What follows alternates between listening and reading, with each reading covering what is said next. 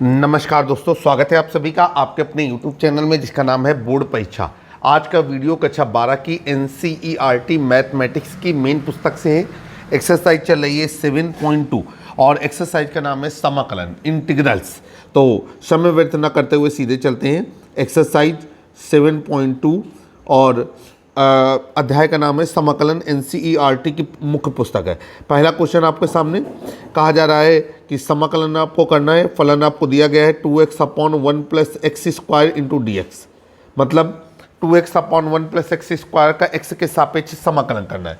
चलिए भाई, सवाल को हल करने के लिए तैयार हैं। यहाँ पर सवाल को एक बार फिर से नोट करेंगे। ये हो जाएगा हमारा समाकलन, ये 2x upon 1 plus X square into D x.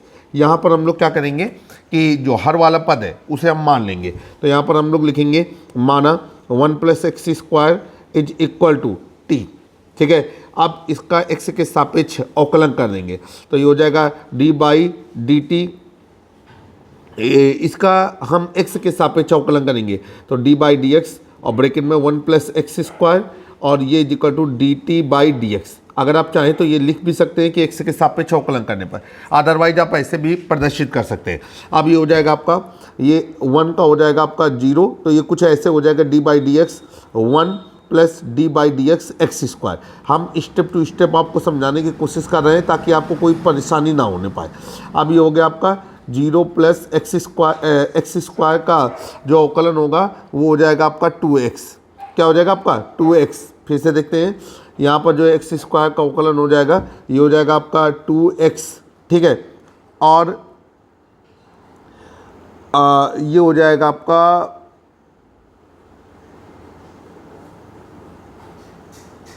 एक मिनट रुकेंगे आप।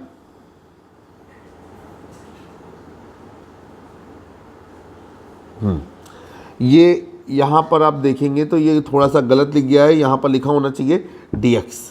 ठीक है, अब ये हो जाएगा आपका dt बाई डी एक्स, और अगर हम इसको एडजस्ट कर देंगे तो ये हो जाएगा आपका 2x dx is equal to dt।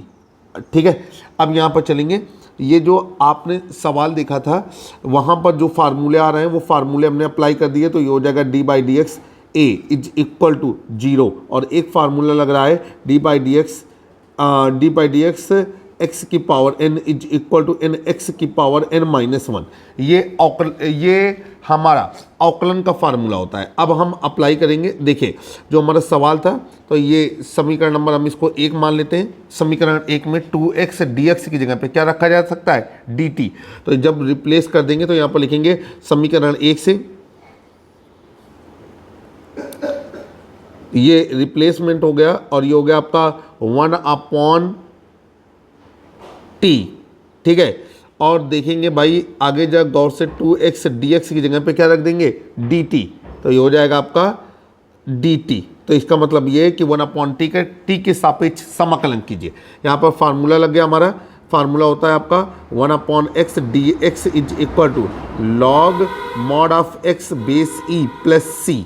ये फार्मूला जब यहाँ पर अप्लीकेबल होगा तो ये हो जाएगा आपका log mod of t base e और प्लस सी।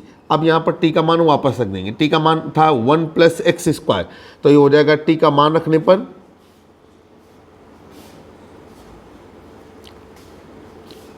जैसे ही हमने यहाँ पर t का मान रखा तो ये हो जाएगा आपका log 1 plus X square base e और प्लस सी। ये आपका आंसर हो गया। तो आई होप कि रिप्लेसमेंट वाला जो सवाल है वो आपको समझ में आ गया होगा। किस तरीके से करना है, रिप्लेसमेंट वाले सवाल तभी लगाएंगे जब कोई डायरेक्टली फार्मूला सवाल पर अप्लीकेबल नहीं हो रहा होगा।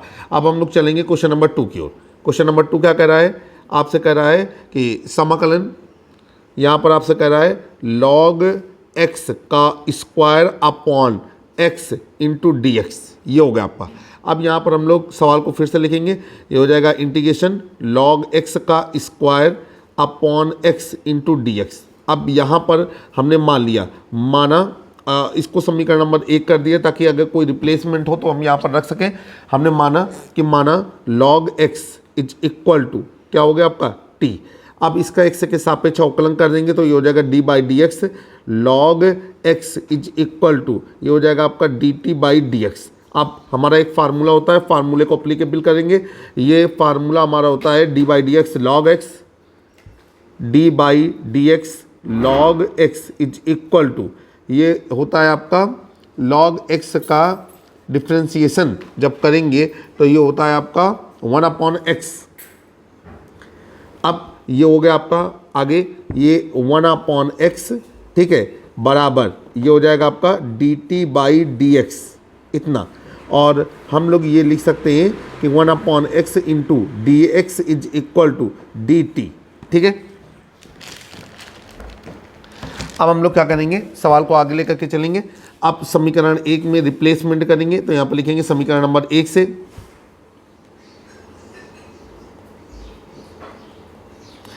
समीकरण 1 से अगर आप देखेंगे तो वहाँ पर 1/x इंटू डी एक्स की जगह पे डी टी रख दिया जाएगा और log x की जगह पे t रखेंगे तो ये हो जाएगा आपका इंटीग्रेशन, ये हो जाएगा आपका टी स्क्वायर, ठीक है, टी स्क्वायर।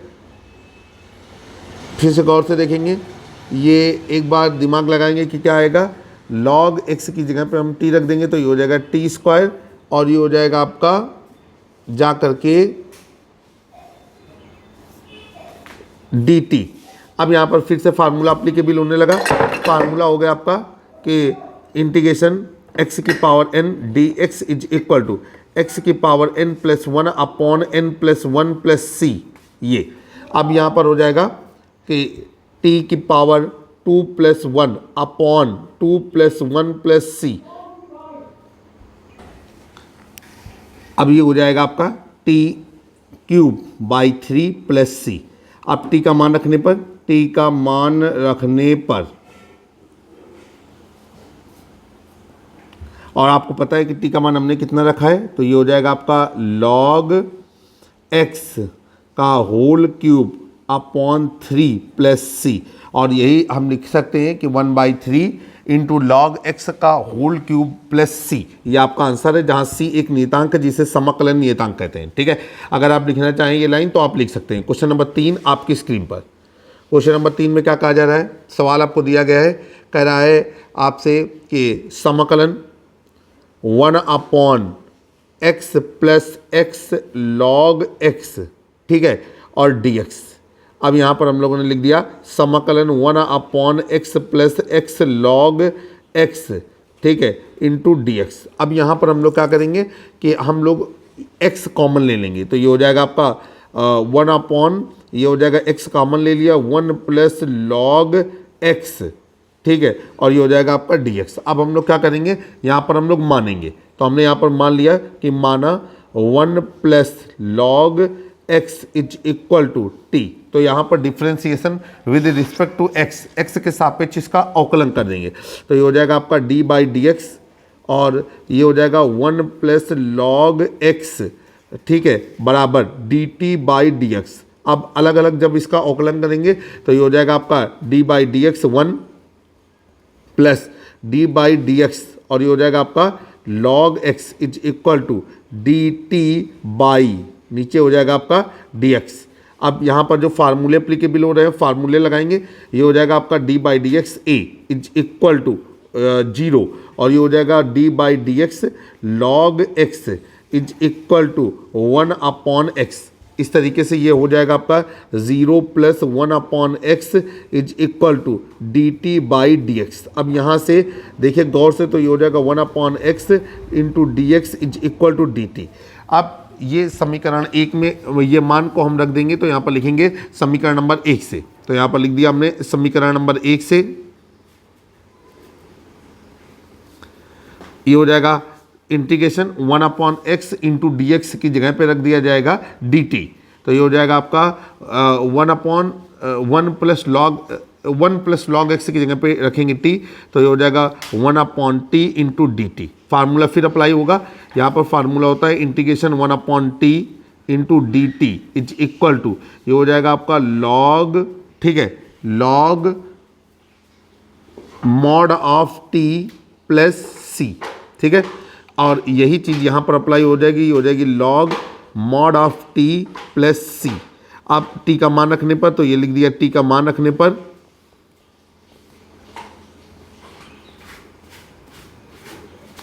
तो ये हो जाएगा आपका लॉग मॉड 1 प्लस, ठीक है, 1 प्लस लॉग एक्स प्लस सी, जहाँ सी एक नियतांक जिसे समाकलन नियतांक कहा जाता है। ये आपका आंसर हो गया। अब हम लोग चलते हैं अगले सवाल की ओर। सवाल नंबर हो गया हमारा 4। सवाल नंबर 4 में हमसे कहा जा रहा है कि आपको समाकलन निकालना है। पद हमको दिया गया है साइन एक्स इंटू साइन और ब्रैकेट में cos X into D x. चलिए भाई, अब हम लोग क्या करेंगे कि यहाँ पर सवाल को आसान करने के लिए हम कॉस एक्स को मान लेंगे। तो ये हो जाएगा आपका इंटीग्रेशन, यहाँ पर हम लोग नोट डाउन करेंगे साइन एक्स इंटू साइन और ब्रैकेट पे cos X into D x. अब यहाँ पर लिख दिया माना cos X is equal to T. अब हम कॉस एक्स का एक्स के सापेक्ष समाकल अवकलन करेंगे। तो ये हो जाएगा आपका D by D X cos X is equal to, ये हो जाएगा आपका D T by D x. अब फार्मूला होता है, फार्मूले को अप्लीकेबल करेंगे और यहाँ पर लिखेंगे D by D X cos x, और ये हो जाएगा आपका कॉस एक्स का होता है माइनस साइन एक्स। अब इस टर्म पे जब ये अप्लीकेबल होगा तो ये हो जाएगा आपका माइनस साइन एक्स बराबर D T by D x. अब यहाँ पर हम देखेंगे कि इसको हम लोग कुछ इस तरीके से लिख सकते हैं कि गौर से देखेंगे, जैसा समझने की कोशिश करेंगे कि हम किस तरीके से इसको सॉल्व करेंगे। तो ये हो जाएगा आपका साइन एक्स, ठीक है, sine X into D x is equal to minus D T. अब यहाँ पर हो जाएगा समीकरण नंबर 1। समीकरण 1 में मान रख देंगे तो यहाँ पर लिखेंगे समीकरण 1 से। समीकरण नंबर 1 क्या कर रहा है, ये कर रहा है इंटीग्रेशन। अब साइन एक्स डी एक्स की जगह पे आ गया माइनस डी टी, तो ये हमने कर दिया पहले माइनस डी टी। और देखिए ये हो गया आपका साइन टी, कुछ इस तरीके से ये हो गया आपका साइन टी, ठीक है। अब ये कितना हो जाएगा आपका, जब गौर से देखेंगे यहाँ पर माइनस बाहर आ गया कुछ इस तरीके से, और ये हो गया आपका sine t d T. Formula applicable करेंगे, फार्मूला होता है हमारा समाकलन, ये हो जाएगा आपका साइन टी डी टी बराबर minus cos t plus c, और ये हो जाएगा minus cos t plus c, और ये हो जाएगा आपका cos t plus c, t का मान रखने पर। तो यहाँ पर टी का मान रख देंगे,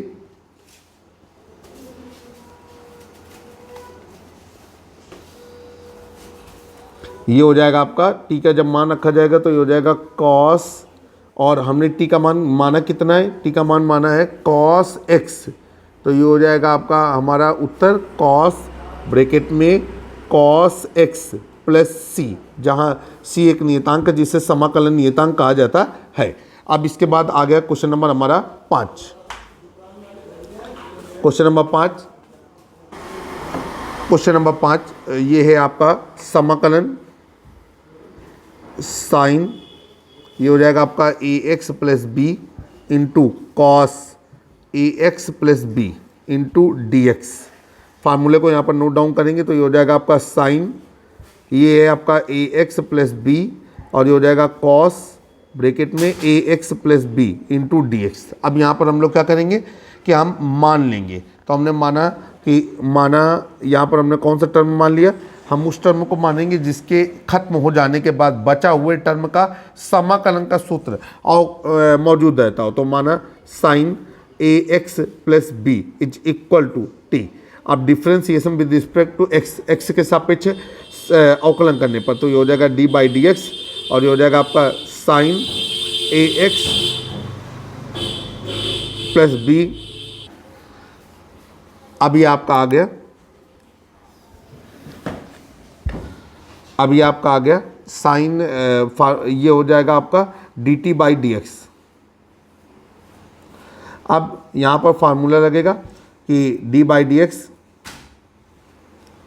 sign x is equal to, और साइन एक्स का क्या होता है, ये होता है आपका कॉस एक्स।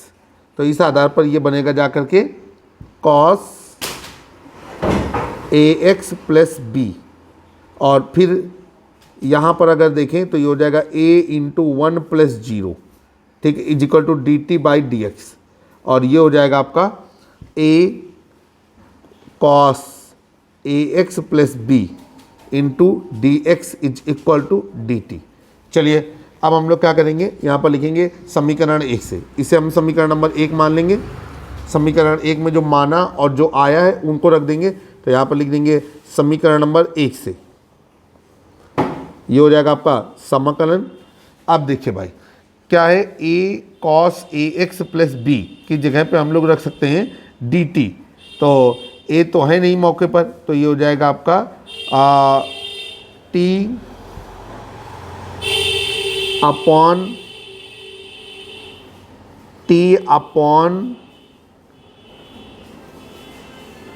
ए इंटू डी टी।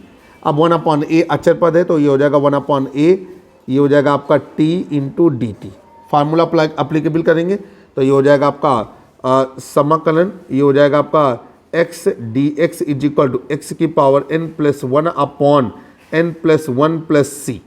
अब जहाँ सी एक नियतांक है जिसे समाकलन नियतांक कहते हैं, तो ये हो जाएगा आपका 1 अपॉन ए, और ये हो जाएगा आपका t की power 1 plus 1 upon 1 plus 1 plus c, और ये हो गया आपका 1 अपॉन ए, और ये t square by 2 plus c, और इसी को हम लोग लिख सकते हैं t square upon 2a plus c. अब टी का मान रखने पर तो ये हो जाएगा, यहाँ पर लिख देंगे टी का मान रखने पर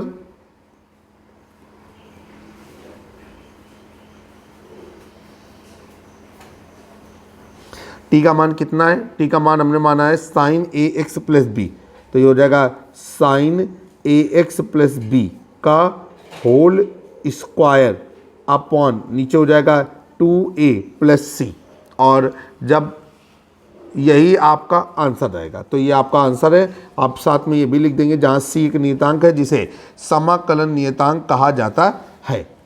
तो आज की इस वीडियो में क्वेश्चन नंबर 1 से लेकर के क्वेश्चन नंबर 5 तक के प्रश्नों को सॉल्व किया गया है। एक्सरसाइज 7.2 आपके सामने हल की गई है। ये एक्सरसाइज NCERT की मेन मैथ की मुख्य पुस्तक से संबंधित है। अगर आपको चैनल पसंद आ रहा है, चैनल को सब्सक्राइब करें, बेल आइकन दबाना न भूलें। कक्षा 9, 10, 11, 12 के मैथमेटिक्स के वीडियो के लिए अपने YouTube चैनल बोर्ड परीक्षा को सब्सक्राइब करें। अगर आपको कंटेंट क्वालिटी पसंद आ रही है तो अपने दोस्तों को भी चैनल के बारे में ज़रूर बताएं। कहीं कोई कॉन्सेप्ट गलत है या कोई चीज़ आपको क्लियर नहीं हो पा रही है तो कमेंट बॉक्स में मेंशन करें। जल्द एक नए वीडियो में फिर से मुलाकात होगी, तब तक के लिए नमस्कार।